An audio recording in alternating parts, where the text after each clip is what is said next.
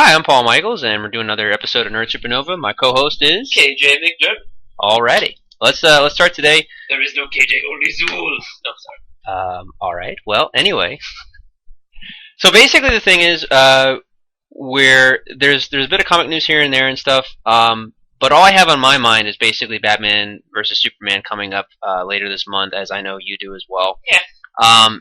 And I mean, there's stuff to talk about, but not anywhere near that's like really is worth a podcast. I'd say, other than just this was said or this was done. So I think for the most part, this is going to be a retrospective episode of us going. I want to say at least for our generation, probably like the first versions of the characters that most people saw, which was Chris Reeve in 1978 movie Superman, and then Michael Keaton as Batman in the Batman movie from 1989, also starring Jack Nicholson.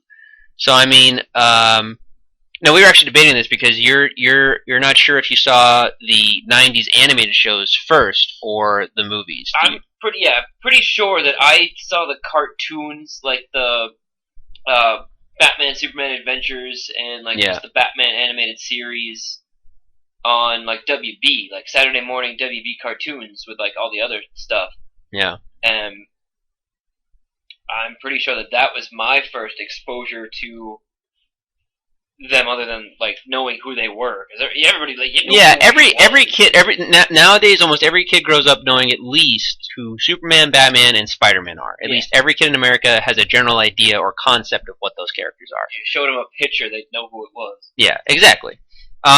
I'm kind of, I know for a fact these movies we're talking about were my first iterations, because when I was like about 4 or 5, my dad, my mom had wanted to show me the movies, and then my dad copied Superman 78 and then Batman 89 on one VHS tape, back to back, and I used to watch that all the time growing up. I used to fast forward past Superman 78 to watch Batman 89 because I was a Batman fan, but occasionally I did watch the first original Superman quite a few times growing up, and that also had a profound effect on me. The Batman TV show came out when I was about 4, but I remember liking the movie more at the time because, I didn't know the character as well. The show for me, I feel in some ways were darker than the movie was. I guess at least as a kid watching it, so I was kind of in and out. And then I remember the Superman Batman Adventures coming on the WB, but right around that same time, Cartoon Network had come over and was on basic cable or whatever, and then it had they had started re-airing the original Batman show on the Toonami segment, and then I grew to love that. So, and then right after all that happened, you had Justice League, and then the rest of DC animated universe. But yeah, my first iterations were these movies. I told you Batman '89 is still one of my favorite, like top 20 favorite movies of all time at this point, along with like Dark Knight and other stuff, but that's another story. But yeah, I still highly love both movies, both Batman '89 and Superman from 1978. You can tell that they're dated in their own ways and own their own differences, but I still think they hold up as far as like fun films to watch. Like, I was gonna bring it up. Yeah, they're still kind of goofy about it. Like, they don't take themselves too seriously. There's the jokes. There's the little, like, the dialogue between different characters, and Jack Nicholson, where does he get those toys? And stuff like that, and like him dancing in the art gallery and stuff. Like, I've never seen Heath Ledger or Jared Leto doing that whole like, no, I like this. Like, no, I mean, I think Heath Ledger got a few good actual jokes in, like once or twice, but he was definitely a much more intense Joker, to say the least. The thing I like about both those movies, though, just Batman '89 and Superman '78, is that one, you can tell that Batman is a much darker world, but I could honestly see those two. I mean, if they had worked on making what they're doing now back then, I would have bought that Chris Reeve Superman could have existed in the same universe as that Batman. The big trailer. Yeah, the retro trailers. Yeah, I've seen both of those, and I wish that could have happened when I was a kid. I would have watched the hell out of those. Yeah, but yeah, basically, it's. I just love Michael Keaton as an actor and as Batman. I mean, yeah, and anyone who researched Batman or that movie will tell you the whole like letter writing campaign. Like, they received, I think, 50,000 letters, single letters, about Michael Keaton, being a terrible choice, and people didn't want that Mr. Mom or whatever. And Tim Burton stuck to his guns, and then everyone loved the version that we got.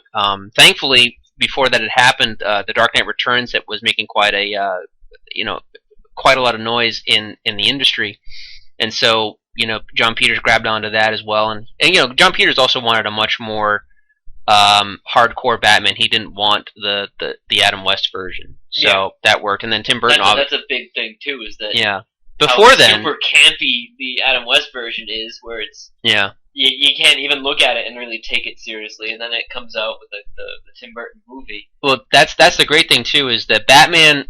See, Superman for me as a character has sort of. I mean, he changes like every decade in little ways, but from like the outside perspective, like the mainstream audience has seen Superman more or less as the same character over 70 plus years. Batman has gone goofy, he's gone really dark, he's gone in between. But before the Michael Keaton version, Adam West was the most popular version of Batman to like mainstream homes. Like that's the version of Batman that everyone had grown up with and knew. Like they didn't think of Batman really as a dark character. You had Denny O'Neil and Neil Adams run doing a darker version of Batman in the comics at that time from like the 70s and 80s, which also helped inspire Frank Miller before he wrote The Dark Knight Returns. But I thank God for Batman 89 for reminding mainstream audiences that Batman was originally a dark character. It's funny because this is unpopular opinion, but I don't know. I always liked Batman Returns better than the first one. I can understand that, and I know because I know you and a bunch of our friends love Batman Returns. I've always been kind of mixed about it. I was always fascinated with the original Batman, and I feel the difference between both of the films is that the first Batman, it really, I don't know what it was, but it had a perfect tone between being dark and then adventurous at the same time. Like it could keep you balanced, and I never felt it went too far in either area. Like it kept a good balance. You were just as intrigued of the Joker as you were about Batman, and you wanted to know both, and you were creeped out by the Joker, but not to the extent where it was almost off-putting. Like it was just enough that you were okay with it and stuff. And then did you think Batman Returns was too creepy? There was too much. I mean there was. I told you about this stuff before. There was. You didn't find Catwoman intriguing? No, I found Catwoman very intriguing. Yeah. But I was also very terrified of her too, because she just would beat the crap out of these guys. And I mean, I don't know, like I was very intoxicated at her. But then a giant fat man would come in and then bite some guy's He's nose. Definitely not a giant. No, not giant fat man. He's very much a short fat man. He was giant to me. I was a small child. Frank Reynolds. I love Danny DeVito. I don't care what anybody says. The thing is, I love the cast in Batman Returns. I love the director. Christopher Walken too. I love Christopher Walken. I love the score of the movie. I love the look of the film. But the tone of the film is what throws me off every time I watch it, because I feel like the thing is too, like, again, as a guy who got more and more into the comics as he got older, Batman does not kill. I didn't know that growing up, because he kills like all the time in the original first Batman, but it's done like just enough where you kind of understand like people dying, like or him going after the Joker because Joker killed his parents, or him having to throw a guy down a bell tower because that guy was literally trying to kill him. And like there's certain stuff there. But like in Batman Returns, a guy punches him and he puts a bomb on a giant fat man, and then that fat man explodes. Like it's just, I don't know, the tone about it is very different from the first one. I mean, it's both more, and then at the same time, like there's stuff they could have pulled back on. Like there didn't need to be a scene of Penguin biting a guy's nose or whatever and making it bleed. It could be worse. My nose could be gushing blood. No, but see, that's the thing though. Like I feel like I love Danny DeVito. I told you this, but like that's the thing. I feel too like in that series of films. Like I mean, again, you and I talked about this. I heard that the Penguin's going to be Trump's running mate. Oh God, they probably would vote him in. What is it though? But yeah, like I mean, pretty much like 90% of all the best Batman stories has Joker in them. There's very few like where he's not like represented. Like a lot of the best Batman movies and comics have Joker. Party. Yeah, exactly. But that's the thing though. I mean, excluding Batman and Robin, I feel like the rest of the series kept trying to captivate on the first Batman by putting in like another Joker type villain rather than working off what the character had been established as in comics. Like I mean, Penguin is much different in the comics than he is in that movie. He's much more of a man who, again, was raised, in high society, but he's always been sort of, he wasn't given to a bunch of carnival freaks and then like, took revenge from the sewers. I don't know. And then like, he's a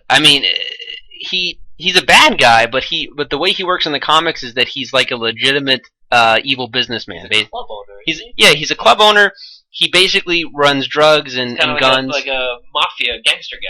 Well, not really. Not mafia.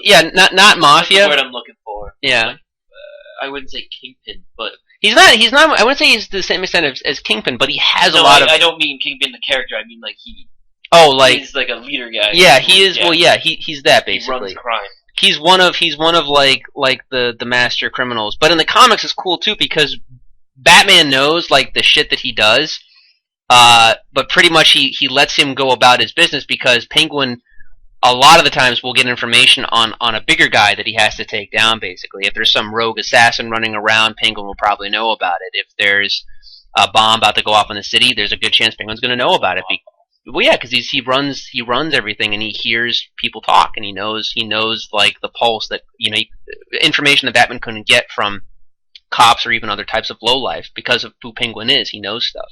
So that, to me, like, could have been a much more interesting take on it. Also, Penguin and Catwoman is one of the strangest teams up I've seen in a film. I think I could work. I think I've seen it work in a comic and stuff like that. And also, the thing is too, like, that's the problem I have with the film. I mean, what I learned later when I got to be more of a comic fan, like the origins are very different from the comics. Like, I mean, you can argue that too with Batman. Like, Joker never had an identity, but he did. There was a guy that fell into a vat of chemicals that got, scarred because of Batman, and then he goes out on Batman about it. Like, there's some connection to the comics there. Like, Penguin, his whole origin is very different. Catwoman was just like an orphan, or like a woman who decided to be a thief and had a cat theme going on, as well as being trained in gymnastics. This one has her like being resurrected by cats after being launched out of a building. Like Tim Burton, though. I know, like, and again, like, I'm not. Tim Burton being like, let's make it really creepy. Yeah, I'm not. Like, again, I love Tim Burton. Somebody walks by and puts a ring on her finger, and then she's in a wedding dress, and she's dead Catwoman bride. Like. But yeah, like that kind of just threw me off and stuff. And then you have outside of the Burton stuff, you have Batman Forever, which basically just wanted to, get on the fact of using Tommy Lee Jones for no reason other than he was in the Fugitive a few years back and was, really big, and then Jim Carrey, who was huge at that point, and make him the Riddler.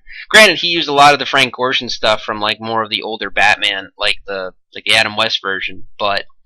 It was just another. It felt later when you're watching it, just feels like another them trying to make this big gimmick of like another big villain, but like almost Joker-esque type villain, basically. Just I don't know. Anytime I ever watch that, I'm always so surprised. I know she's in it, but anytime I see Drew Barrymore, I'm always just like, oh yeah, you're in this. She had a bit part as one of Two-Face's girlfriends. She's like the one in the white. Yeah, she's the good girlfriend, and then there's the bad girlfriend. But every time like I see it, I'm just like.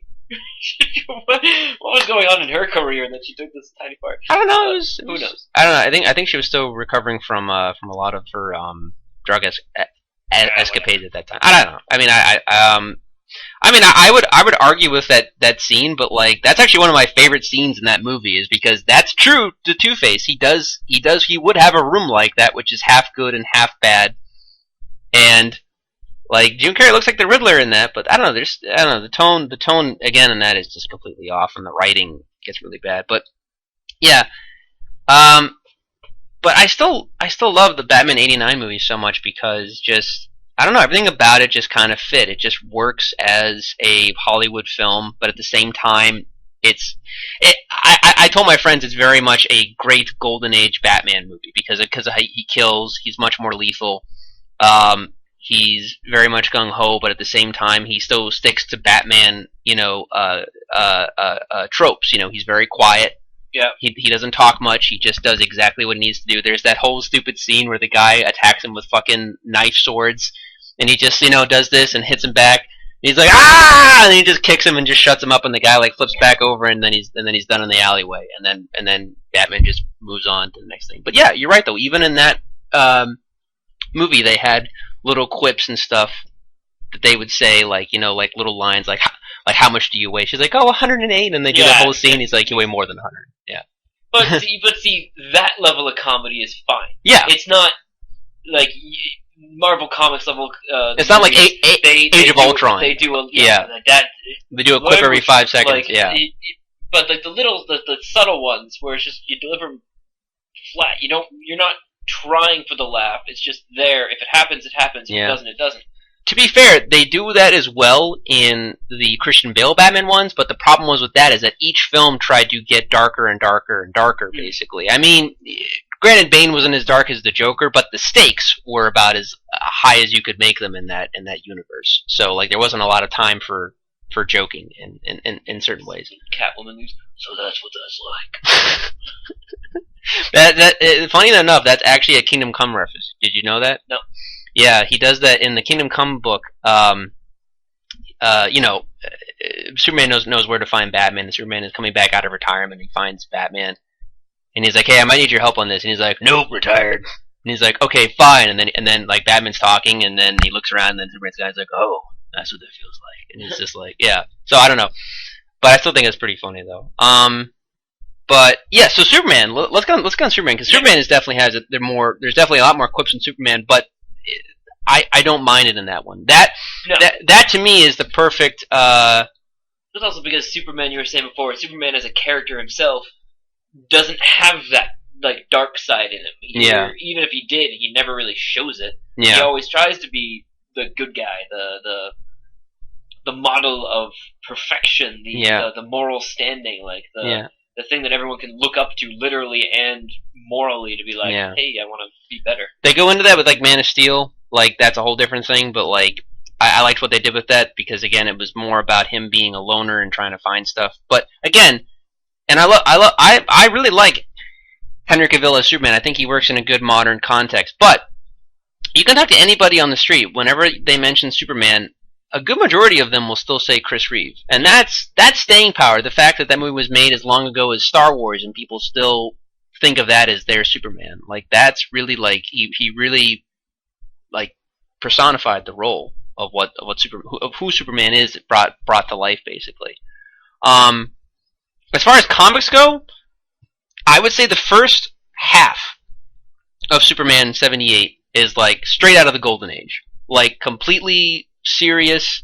Like, the planets explode, the Kents find the kid loses his Earth father, and then he travels to like the faraway Arctic and throws the green glowing shard, and then his Fortress of Solitude is made, and then he sees his dad come out just like out of an old fantasy film, like, just so well done.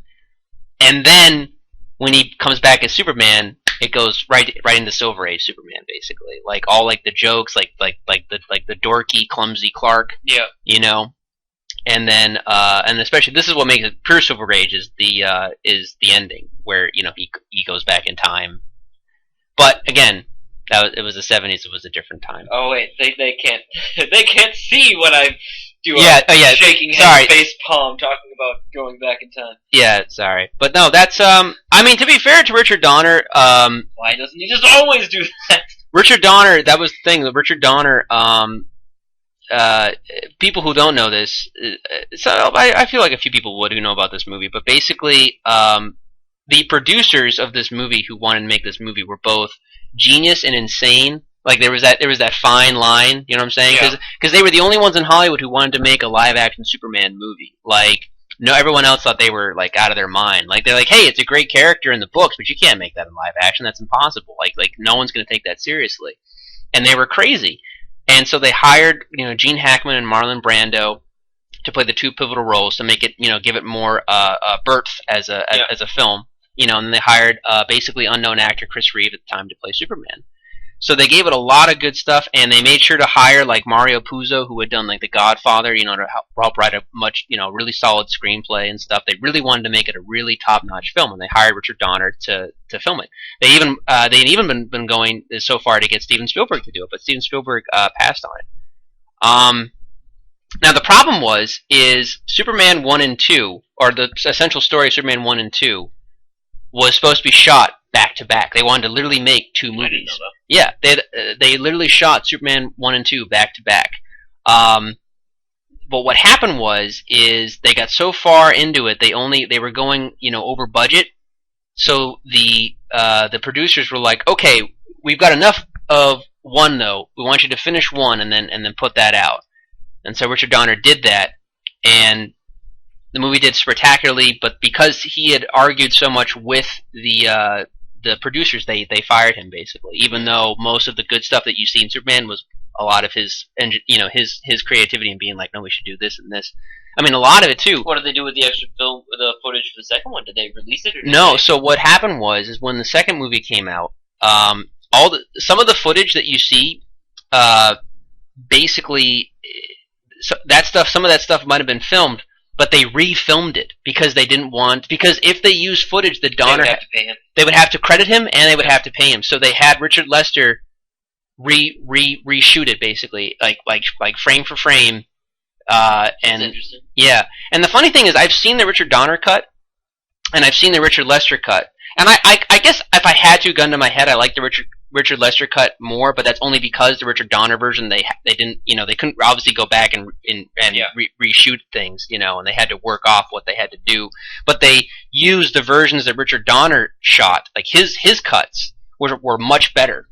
But the original ending of Superman 1, I think was supposed to actually be the ending of Superman 2. Lois was literally supposed to die at the end of Superman 1. And then the missile that he releases into the sky was supposed to free Zod, and then that was supposed to be the beginning. That was supposed to be like the dun dun dun, and then Superman 2 is all him fighting Zod and everybody.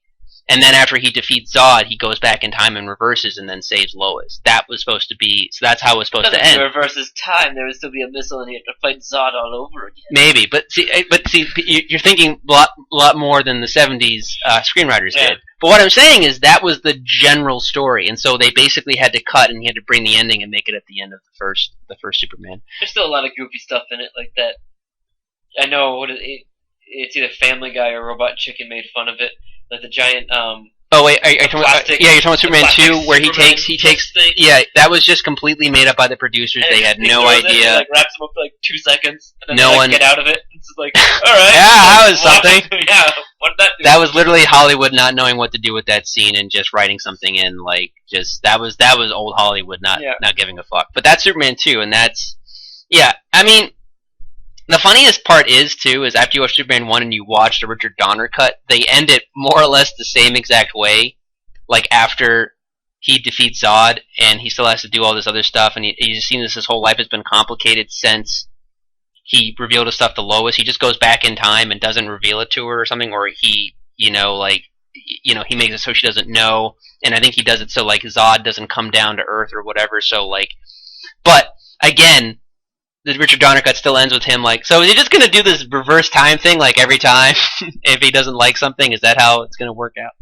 So that, but like in the Richard Lester version, I think he just gets his powers back and then he gives her the kiss of forgetfulness. Imagine that, like he goes out on a date with Lois Lane and starts going bad, so he's just like, excuse me for a second, reverses time. Like, think like Groundhog Day, except like he just keeps restarting the day over again. So they make both those jokes in the Robot Chicken sketches. Oh, They've had both those. They had the one like where he kisses Lois Lane. He kisses to make him forget. Yeah, so he goes around making out with all of his arch nemesis so they forget who Superman is, so they don't fight him. And they had the one, too, where like he keeps going back to make time better for Lois, but he just ends up seeing himself over and over again. At the end, he just ends up killing Lois to make his life better. Because Lois is just never happy. So you're not alone in thinking that about all the plot holes of that. That being said, I've always loved the ending of Superman 2, like when he crushes Zod's hand and then throws him like a ragdoll down into the infinite abyss. Yeah. And then everyone's all like, "Well, he kills Zod in Man of Steel." I'm like, "You realize he kills him too in Superman 2, right? Like he did that like back in 1980." I think it's a bit more dramatic when. Oh yeah, no, it's definitely different. See him disappear into like the bottomless pit of the cloud of smoke. You can kind of rather than him literally like breaking his neck in front of you. Like it's a bit different. I'm pretty sure Zod's not coming back though. I don't see him and Elsa from Indiana Jones having a party. Oh, you disappeared into a giant smoke cloud too. I did as well. Yes.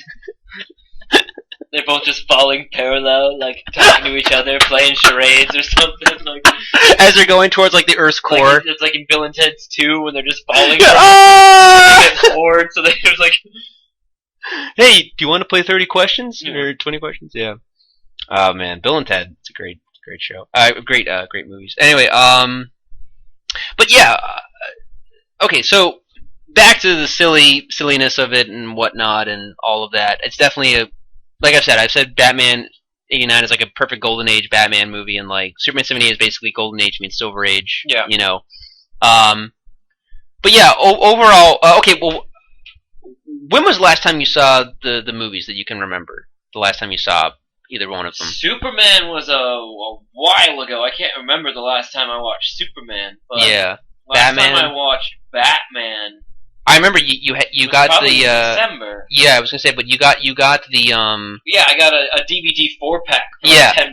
Yeah. And I was like, all right, well, the first 2 Batman movies are worth $5 each. I would pay $5 each for both of those, and then the other 2 were extra.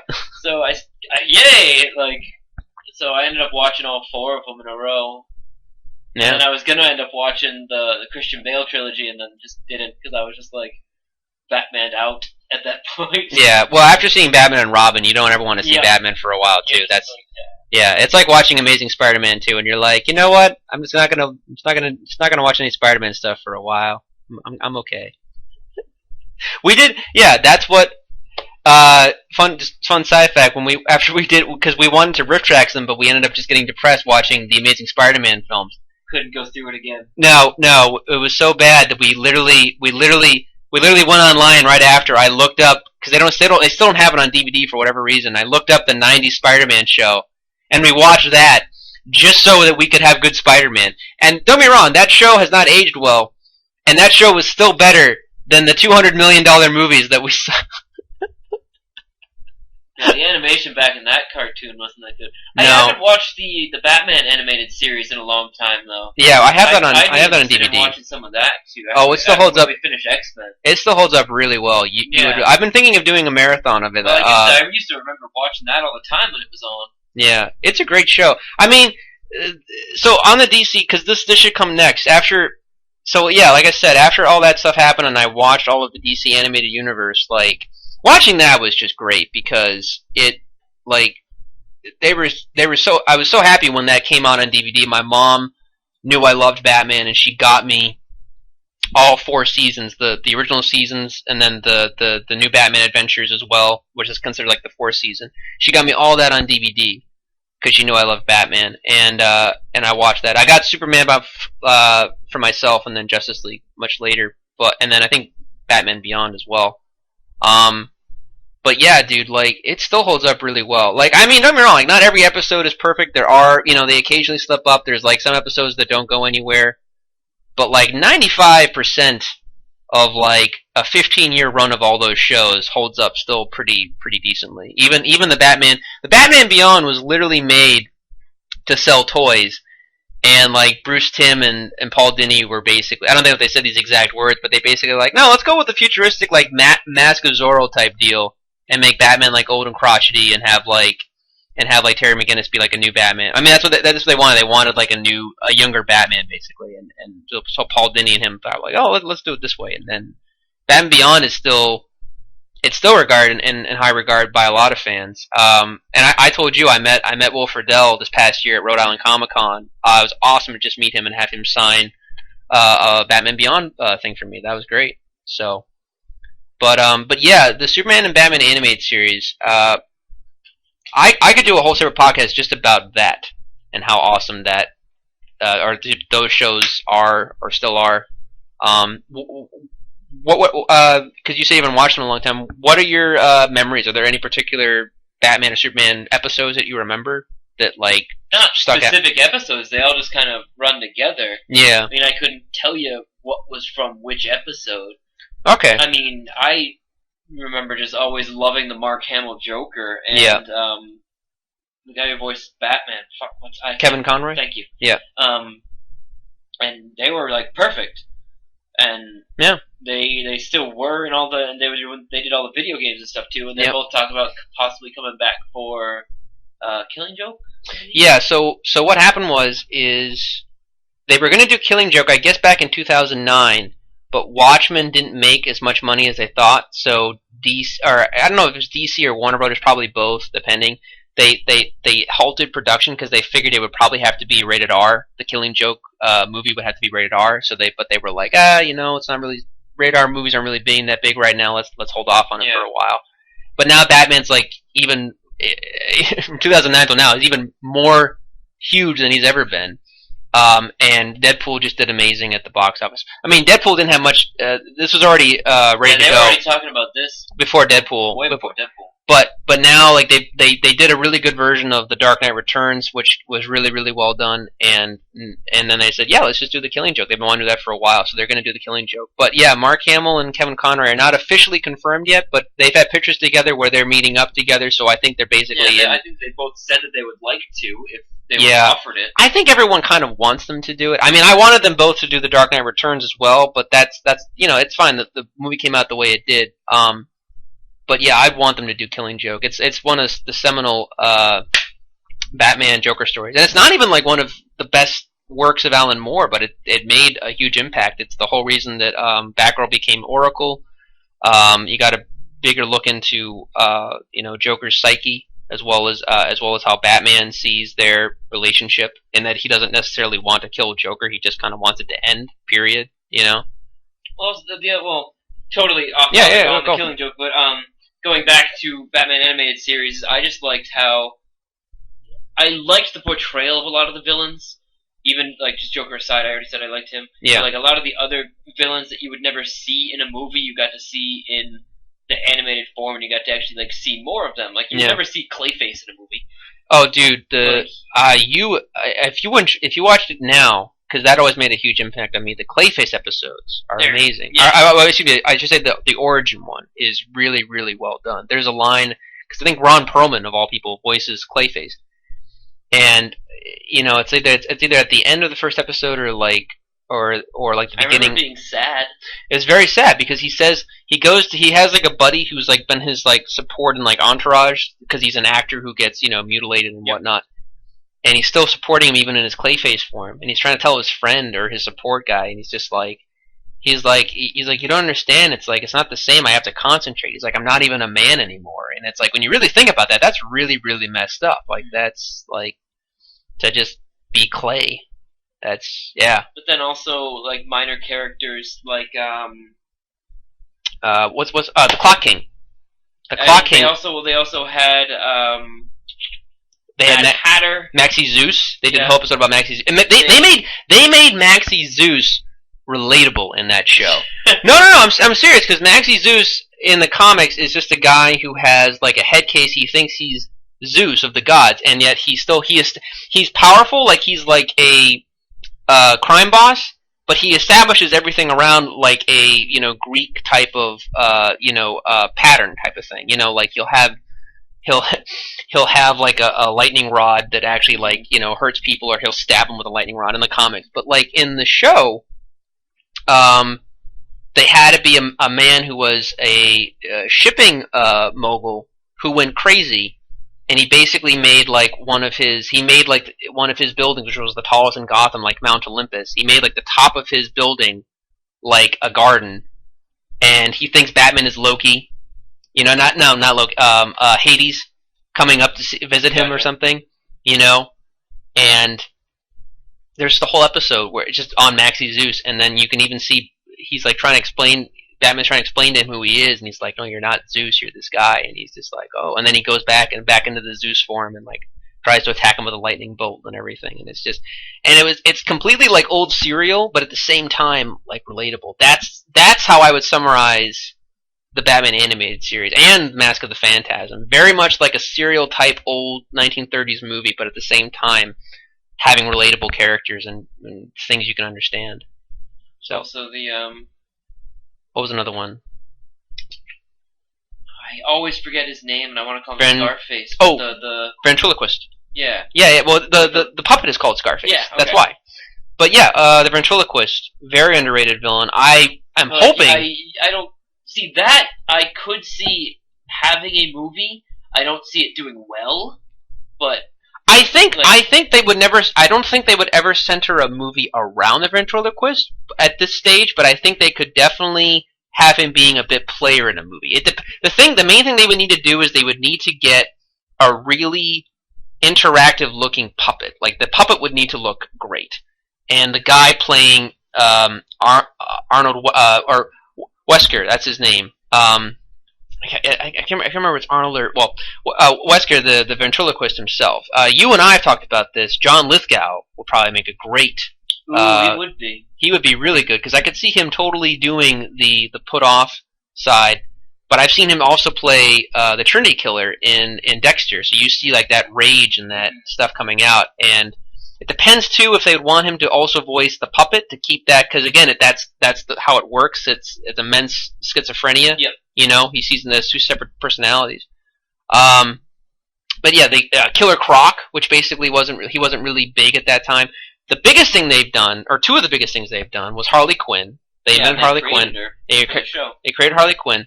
They also re-established Mr. Freeze. They rewrote his whole origin. Yeah. And since then, that has been his origin in the comics. Like that is Mr. Freeze. They changed it for New 52, which was a little weird. I think they're going to change it again back to normal. But yeah, they revitalized an old villain and made him like awesome, basically. Yeah, that's something too. Almost, I can't think of anything really as influential on the comics than the DC animated universe. Like Mercy Graves, Lex Luthor's butler/bodyguard. Mm-hmm. She played a prominent part in that, and she's now going to be in Batman v Superman. She's the Asian secretary who you see taking stuff to Luthor. That's Mercy Graves. They've taken her. They put her in the comics, and now they're putting her also in the movie. That's cool. As you know, Harley Quinn is coming in Suicide Squad. Yeah. There's a lot of other stuff too. Batman Beyond. They have whole the future in the DC comics has literally Terry McGinnis is now like he is like in the comics too. The forebear after Bruce Wayne gets old and stuff. They have other stuff too, like where Damian becomes like Batman for a while, but Batman Beyond is established in that universe or in the comics. Well, that's cool. Yeah. But all things said, like I don't know, it's good to know the character's history before the new stuff. I mean, you have to take each of the movies and the different series as their own separate entity, unless they are actual sequels. That's how I. Sorry, go on.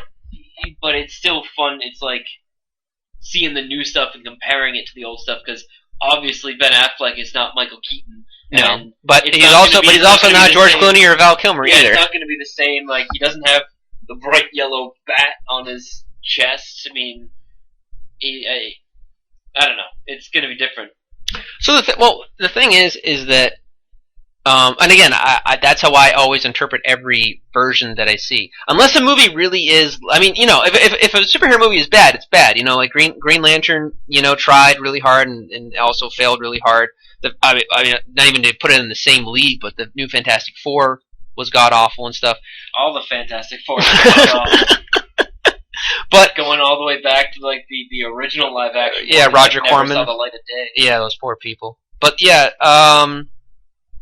when I look at the DC, the funniest thing too that I find is that they call it they call the Marvel films the Marvel Cinematic Universe, but interestingly enough they call the DC Cinematic Universe, they don't call it that. They call it the DC Extended Universe, which I find kind of interesting because, as I told you, DC focuses a lot more on the multiverse. This is what I told you like several times. and they might be doing stuff with the multiverse later on, which I hope they do. But yeah, that's how I look at it. I look at every different version of Batman, every different version of Superman or Flash or Green Lantern. With this movie series, it's definitely taking a lot from many different aspects. I mean, you have what is essentially like a secret origin, birthright type version of Superman, mixed with some All-Star, mixed with like Dark Knight Returns, more modern. This is the thing too. Like Ben Affleck's Batman in this, honestly, for the first time, like he feels like the Batman that I've read in the comics, like growing up, pretty much. Like, granted, Michael Keaton Batman was great. The fight scenes look awesome already. Oh, the fight! Yeah, I mean, we talked about that in the last trip. Yeah, but it looks like something right out of the Arkham games. But he looks and acts and feels like how Batman would be if he were made to be in the real world. But at the same time, still with that flair of comic. Like that's what was sort of missing from the Christian Bale Batman. That Batman worked, but at the same time, it really was still very grounded. I mean, you can tell that Chris Nolan is a comic book fan because he does make references to comics all the time. Like I said, like with the Kingdom Come reference, so there is comic book lore in there, but it's still just very grounded in reality. This, however, is it's like we were talking about Man of Steel. Man of Steel is a Superman movie, but it's also a sci-fi film at the same time. There's some real world stuff in there, but it's sci-fi. And this, however, I don't know what they're going to go exactly. I mean, it definitely feels even more comic book than Man of Steel did. It's Wonder Woman looks like Wonder Woman, Batman looks like Batman, Superman looks like Superman. I mean, everything's kind of coming into place. Lex will eventually look like Lex Luthor, I assume, after stuff that happens in the movie. Well, according to some of the action figures I've seen, he'll look like Lex Luthor. Yeah. Again, I don't want to try to get too much into spoilers. No. I keep seeing stuff whether I want to or not. Some stuff just pops in there. Can't remember what else it was, but there was what was it? But yeah, in this isn't spoiling anything. This is there were comics released on the Dr. Pepper and stuff, and I think Coca-Cola, and then some people leading up to the movie. Yeah. During? It's like prequel stuff. It's like it takes place. Well, comics technically would take place between Man of Steel and Batman v Superman. That's basically when they take place. But it's setting everything up. I mean, granted, they'll already be set up when you see it in the movie. But but each comic was one about Superman, one was about Batman, and then one was about Lex Luthor. And then one was about Mixaplex, who was sitting there with popcorn watching everything. See, Mixaplex, we've had this conversation. Yeah, before. I'd love to see Mixaplex. I'd be interested to see what they do. I don't know. I always loved him I like the weird characters.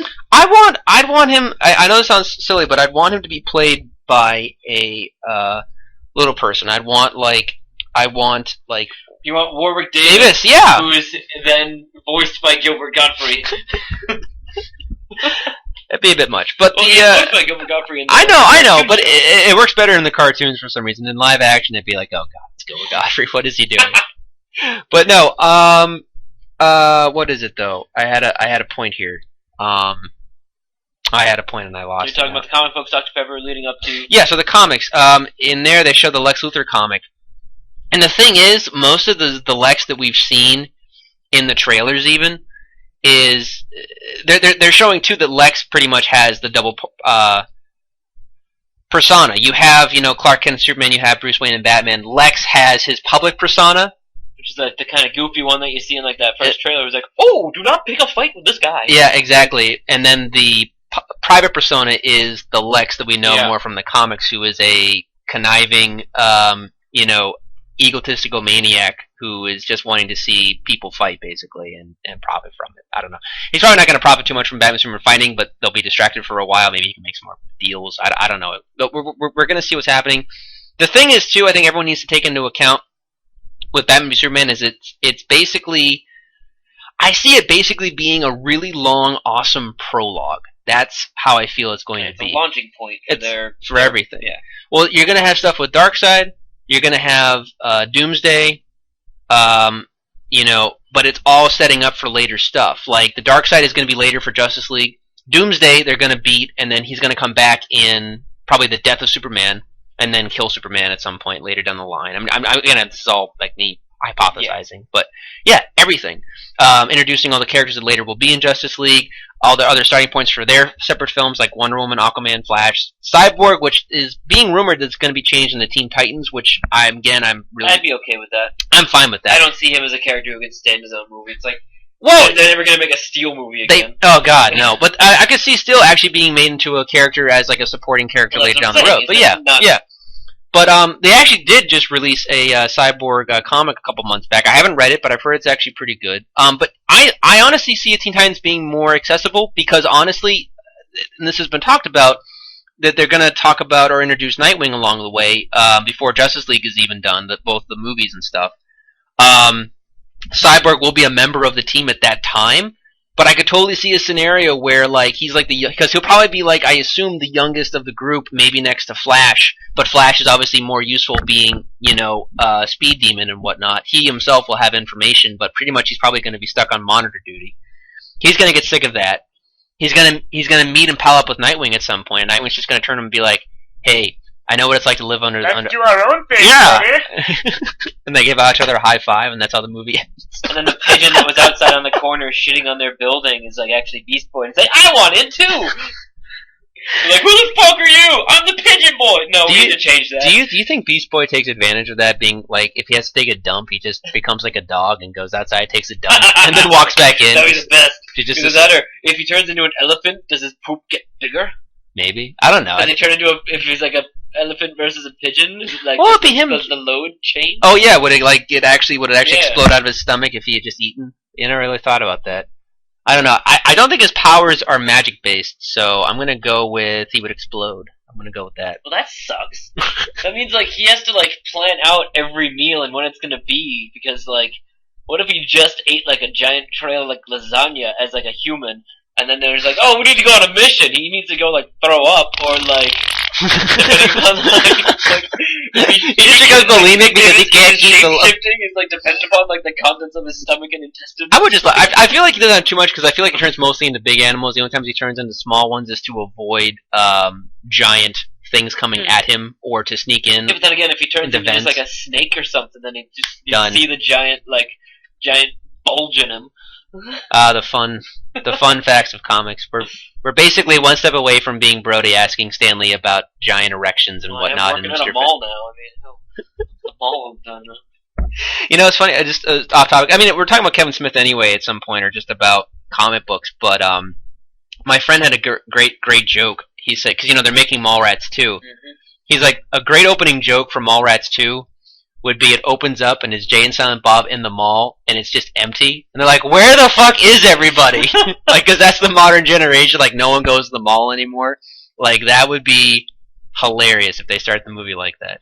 Anyway, what were we talking about? We were talking about just in general. We were talking about Beast Boy and Cyborg, and boobs, not boobs, poops. Individual movies. Yeah. This being the prologue leading up to individual movies in the franchise. Closing thoughts on Superman and Batman, though. Obviously, I mean, I've told you they're probably my two favorite heroes ever. I mean, Batman is still my number one, but like Superman's definitely a close second. I also love other Marvel heroes and stuff, but those. So for me, this is huge, and the fact that Wonder Woman is finally in a fucking movie. Like I cannot state how excited I am just to see that, and then that she's gonna have her own movie next year. Like that just blows my mind. My final thoughts are I've always liked Michael Keaton better than Christian Bale. Fair enough. Though I've liked the Christian Bale movies better. Yeah. The thing is, so if we could combine Photoshop Michael Keaton Batman into like the Dark Knight and be like, here we go, it's perfect. The thing is, and I told you this too, I've liked the Michael Keaton overall a lot more. But if I had to say, I would say that Christian Bale's Bruce Wayne is much more three-dimensional. And his Bruce Wayne is much better, I guess, because we have a lot more time to focus on him. And again, it is a lot more of a Bruce Wayne story in a lot of ways. Well, you also don't see that much of public Bruce Wayne in the Michael Keaton ones, because he is. You see him out of costume, but he'll be in the mansion one-on-one with a chick, or in the Batcave staring at a computer. Yeah, thinking about getting Joker. You don't see him flaunting. I know, but I'm saying, like, Michael Keaton, didn't have enough time to flourish, so. With the Bruce Wayne persona. But No, again, like we just need to kind of combine these together. But I think that's what they're kind of doing. You're seeing like the Batmobile being a good cross between the '89 and the Tumblr versions. The costume itself is very much from the comic book, but it's old school Batman too at the same time. Yet the modern Batman has that very much like that the black bat on his chest, and like that. So so there's a lot of combining old and new at the same time, which I really love. And again, Henry Cavill, again, like you and I talked about it, I love Chris Reeve as his Superman, but I like Henry Cavill's version too. I think his version adds a lot more dimensions. Like I find it much more, I would say, an interesting Superman because while I love Chris Reeve's interpretation, I feel because Superman feels more. I don't want to say relatable, but I want to say more. Like he makes mistakes. Like Superman, the only mistake he doesn't really make, or that he really makes in Superman 1978, is he doesn't save Lois in time because he's saving other people. Yeah. Like that's the only real mistake he makes. Other stuff is out of his control. He can't save his father from a heart attack, But like Man of Steel Superman has a lot more to deal with. Like he literally had to make a choice about saving his dad or not, and like I'm with you. We probably should have saved his dad, but he didn't. He knew his dad would have been against it, and like there was a lot of just that's that. What do you do? And there's a lot of like him being Superman for literally one day, and then having to face Zod the next. Like there was no training montage for him. Like literally, it was here's the thing: you can do whatever. He flies for a bit, and then Zod comes, and then that's it. So there, yeah. So I don't know. I like that. I think there's a lot more room for that character to grow too. So I'm going to be interested to see what the Batman coming into that and clashing heads and see what they do and how they relate to each other afterwards as well after the fight's done.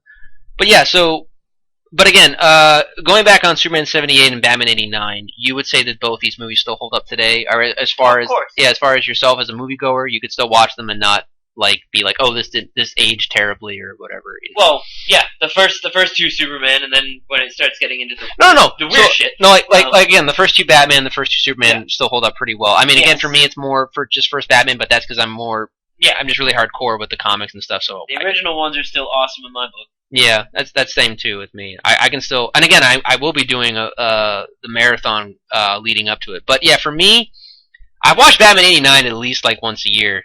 The last time I saw Superman in its entirety was probably right before I saw Man of Steel, so like a little over 3 years ago almost now. So, but again, when I saw it, it still hit all the same notes that it did when I was a kid. So I feel like it still does its job. Yeah, both good movies. We still recommend checking them out. Definitely fun. I'm going to be doing it with my marathon, and I definitely feel people should too. But not to compare, but also just to see like what. Like it's like even though they were terrible films, I still watched the Raimi versions of Spider-Man before watching the new ones because I wanted to get what else they could do differently. I mean, granted, I saw that they didn't do much too differently, and if they did, it was terrible, and it was all with Spider-Man. But I love to compare just to see like what changes and where they take the character next, that kind of thing. So, any closing thoughts from you, man, as far as that goes? If anybody hasn't seen it yet, watch the Jimmy Kimmel live skit. Yes. About the deleted scene that Jimmy Kimmel was in the Batman v Superman movie. Yeah. It's perfect. Don't spoil anything. But if you haven't seen it, go look it up. I assume a lot of people have seen it already. But yeah, Jimmy Kimmel really loved the movie though too. I mean, granted, he was talking to Ben Affleck at the time, but he was like, "Yeah, it's great. It challenges everything that we know about superheroes." That really resonated with me. I love the fact that he said that. Like that made me happy. So. Yeah, dude. At this point, my hype's overflowing. My excitement's the same place. I'm just trying not to explode before I get into the theater at this point. Like self-combustion. Anyway. All right. I think that's good. All right. All right, Bye, guys. everybody. Have a good